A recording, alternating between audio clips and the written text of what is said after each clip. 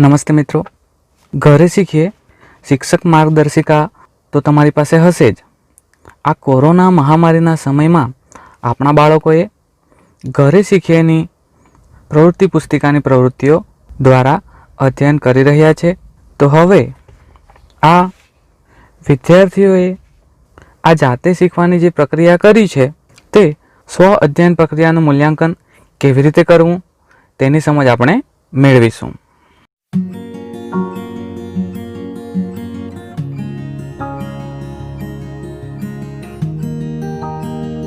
અહીં શિક્ષક મિત્રો માટે શીખવાનું મૂલ્યાંકન અંગે જણાવેલ છે કે જેમાં આપણે મૂલ્યાંકન કેમ અને કેવી રીતે કરવાનું છે તેના વિશે સમજ આપેલ છે. ત્યારબાદ શિક્ષણમાં મૂલ્યાંકનને વ્યાખ્યાયિત કરવું, મૂલ્યાંકન શબ્દનો અર્થ, મૂલ્યાંકન એ સતત ચાલતી અને ચક્રીય પ્રક્રિયા છે એ અંગે સમજ આપેલ છે. જેમ કે મૂલ્યાંકન એ શાળા, શિક્ષક, બાળક અને માતા પિતા સાથે એક ચક્રીય અને અર્થપૂર્ણ પ્રક્રિયા બનશે. અહીં શીખવાના સ્ત્રોતો અને માળખાગત સુવિધાઓ, શીખનાર, શીખવાની પ્રક્રિયા અને અધ્યયન નિષ્પત્તિ અંગે જણાવેલ છે. ત્યારબાદ મૂલ્યાંકનનો ઉદ્દેશ્ય જણાવેલ છે. ઘરે શીખ્યાના સંદર્ભમાં મૂલ્યાંકન તો અહીં જણાવેલ છે કે બાળકો તેમના ઘરે સ્વશિક્ષણમાં રોકાયેલા હોય ત્યારે આપણે મૂલ્યાંકનના હેતુને કેવી રીતે શ્રેષ્ઠ રીતે પૂર્ણ કરી શકીએ. તો આપણી પાસે માહિતી અને પ્રતિભાવ મેળવવા માટે નીચેના સ્ત્રોતો છે.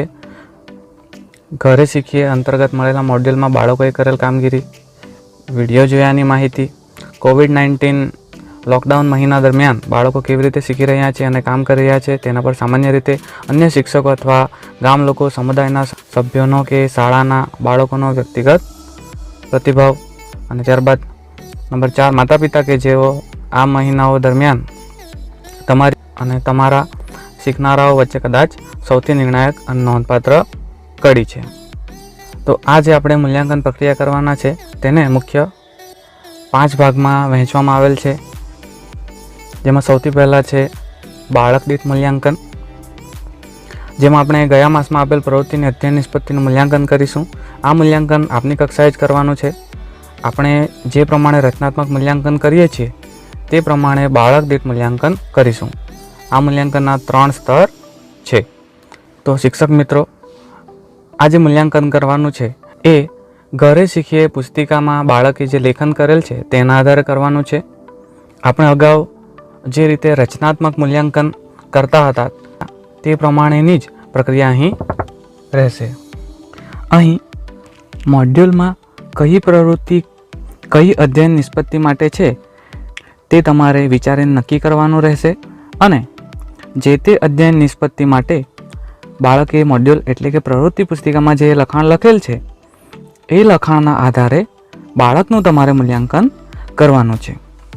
અહીં મૂલ્યાંકનના 3 આધારો છે: ખરાની નિશાની, પ્રશ્નાર્થની નિશાની અને ચોકડીની નિશાની. તો સૌપ્રથમ બાળકોનું મૂલ્યાંકન આપણી દ્રષ્ટિએ યોગ્ય લાગે અને આપ એવું માનો કે બાળકે જે તે અધ્યયન નિષ્પત્તિ સિદ્ધ કરી છે તો તે અધ્યયન નિષ્પત્તિ સામે ખરાની નિશાની કરવી. એટલે કે જો વિદ્યાર્થીએ મોટા ભાગનું સાચું લખેલ હોય તો આપણે ખરાની નિશાની કરવાની રહેશે.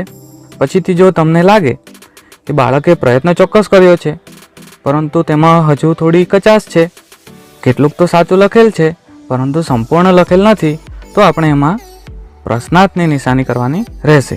ત્યારબાદ જો તમને લાગતું હોય કે બાળકે હજુ આ અધ્યયન નિષ્પત્તિમાં ઘણું કામ કરવાનું બાકી છે અથવા તો કશું લખેલ નથી કે જે લખેલ છે અપૂરતું કે અસંગત હોય તો આપણે ત્યાં ચોકડીની નિશાની મૂકવાની રહેશે. શિક્ષક મિત્રો, આ પત્રકની જે માહિતી છે એ તમારી પાસે જ રાખવાની છે, તમારે ક્યાંય મોકલવાની નથી. નીચે ઉદાહરણ દ્વારા સમજૂતી પણ આપવામાં આવેલ છે. નંબર 2, વર્ગનું સામૂહિક મૂલ્યાંકન. વર્ગના તમામ બાળકોને તમે આપેલ ગ્રેડ જુઓ. તો અહીં આપણે આખા વર્ગનું મૂલ્યાંકન કરવાનું છે કે જેમાં ગ્રેડ પ્રમાણે વહેંચણી કરવાની રહેશે. અહીં ધારો કે તમારા વર્ગમાં કુલ બાળકો 25 છે, જેમાંથી ખરાની નિશાનીનો ગ્રેડ મેળવનાર વિદ્યાર્થીઓની સંખ્યા 10 છે. તો આપણે અહીં લખીશું 10 × 2 = 20. ત્યારબાદ પ્રશ્નાર્થ મેળવનાર વિદ્યાર્થીઓની સંખ્યા 5 છે, તો 5 ગુણ્યા 1 બરાબર 5 લખીશું. પછીથી ચોકડી મેળવનાર વિદ્યાર્થીઓની સંખ્યા છે 5, તો 5 ગુણ્યા 0 એટલે આપણે લખીશું 0. અને ધારો કે 5 વિદ્યાર્થીઓ પ્રવૃત્તિ પુસ્તિકા કોઈ કારણસર તમને જમા કરાવતા નથી, પ્રવૃત્તિ પુસ્તિકા કોઈ કારણસર તમને મળતી નથી, અથવા તો એમણે એ લખી જ નથી, તો અહીં આપણે એ 5 વિદ્યાર્થીઓને બાકાત રાખીશું અને તમારા વર્ગના વિદ્યાર્થીની સંખ્યા ગણાશે 20.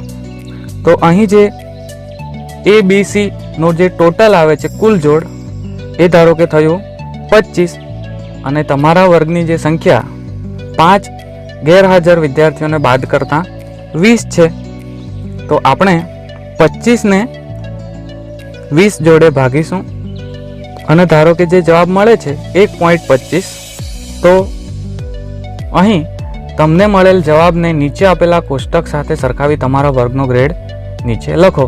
એટલે કે 1.25 આવે છે કે જે પ્રશ્નાર્થનો ગ્રેડ સૂચવે છે, કે જેનો અર્થ થશે કે મારા જે વર્ગના વિદ્યાર્થીઓ છે એ પ્રશ્નાર્થ ગ્રેડની અંદર આવે છે. એટલે મારે એમની હજી પણ કચાશ જે છે એ દૂર કરવાના પ્રયત્ન કરવાના રહેશે. ત્યારબાદ અધ્યયન નિષ્પત્તિનું મૂલ્યાંકન, કે જેમ તમે સમગ્ર વર્ગનું મૂલ્યાંકન કરેલ છે તે જ રીતે દરેક અધ્યયન નિષ્પત્તિનું મૂલ્યાંકન કરવાનું છે. દાખલા તરીકે ધોરણ 1માં જોડકણા અને ગીતો ગાતા શીખશે એવી અધ્યયન નિષ્પત્તિ છે. આ અધ્યયન નિષ્પત્તિમાં ખરાની નિશાની મેળવનાર વિદ્યાર્થીઓ ગુણ્યા 2, ત્યારબાદ પ્રશ્નાર્થ મેળવનાર વિદ્યાર્થીઓની સંખ્યા ગુણ્યા 1 અને ચોકડી મેળવનાર વિદ્યાર્થીઓની સંખ્યા ગુણ્યા 0.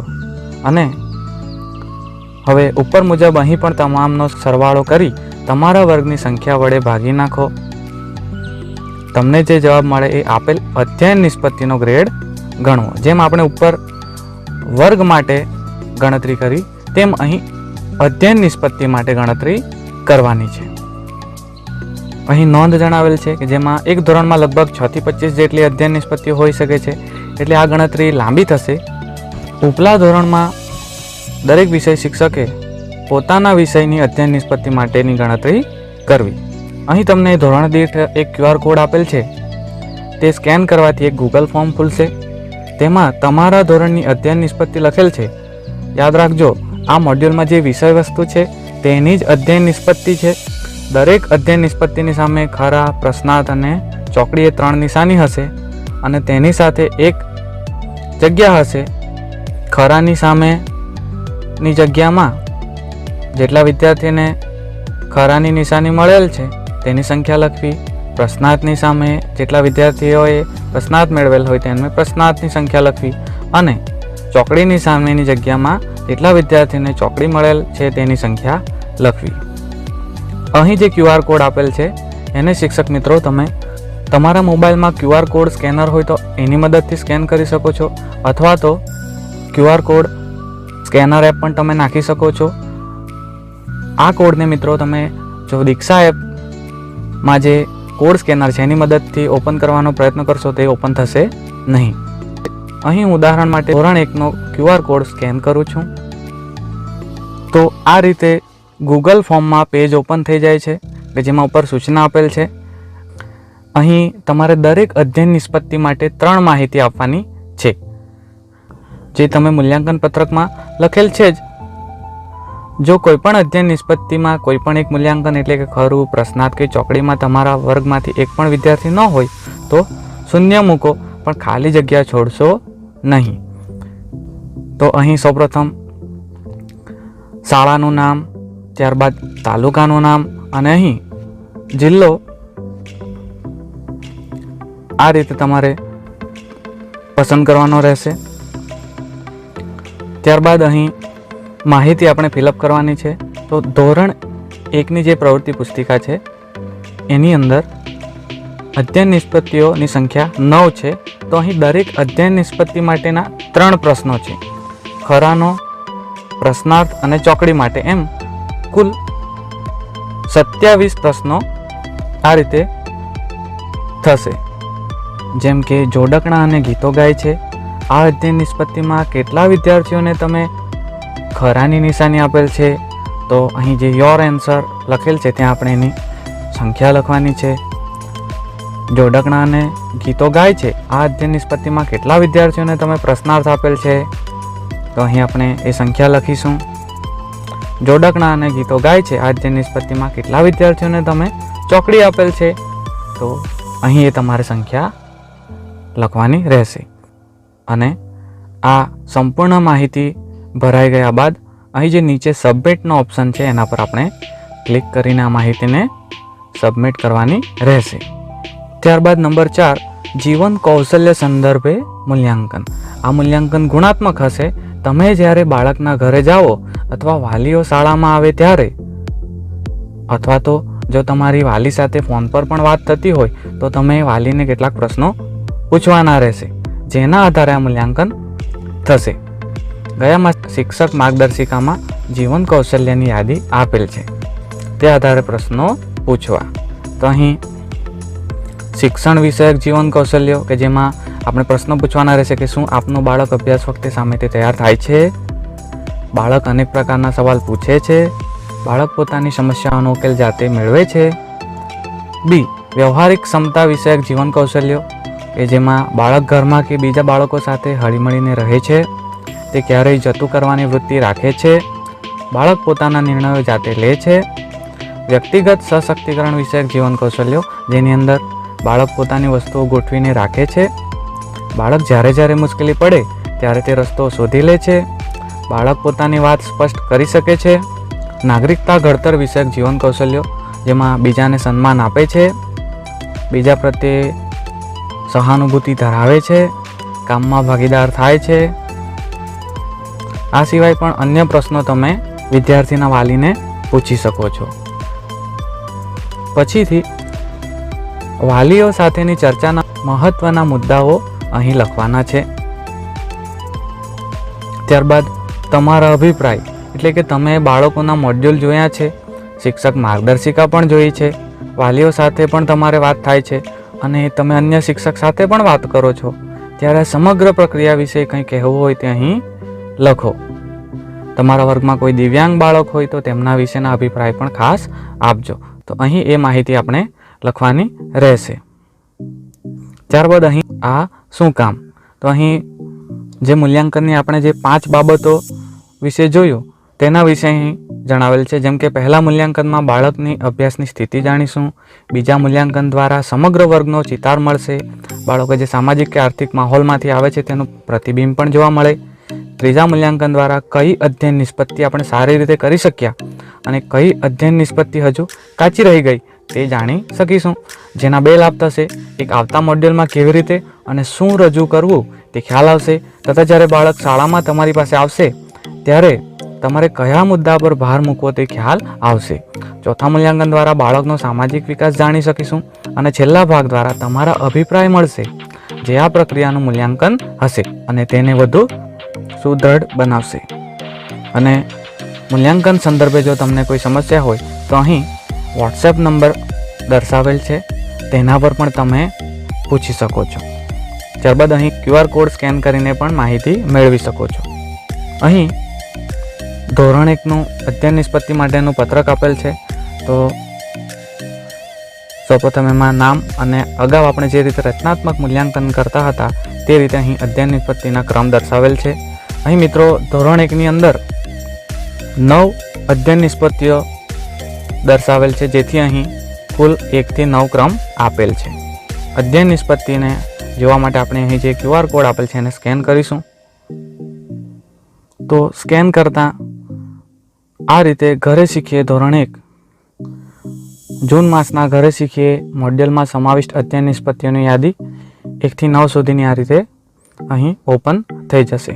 આના આધારે આપણે વિદ્યાર્થીઓના અધ્યયન નિષ્પત્તિઓ માટે જે રચનાત્મક પત્રક છે તે આપણે ભરવાનું રહેશે. તે જ પ્રમાણે ધોરણ 2, 3 અને છેલ્લે ધોરણ 8 સુધી અહીં અધ્યયન નિષ્પત્તિ માટેનું પત્રક દર્શાવેલ છે. તો આ રીતે ઘરે શીખીએ પ્રવૃત્તિ પુસ્તિકા જે છે તેનું આપણે મૂલ્યાંકન કરવાનું રહેશે. આશા રાખું છું મિત્રો તમને આ વિડીયો ઉપયોગી સાબિત થયો હશે. ફરીથી મળીશું નવા વિડીયોમાં. ત્યાં સુધી ઘરે રહો, સુરક્ષિત રહો. વંદે માતરમ.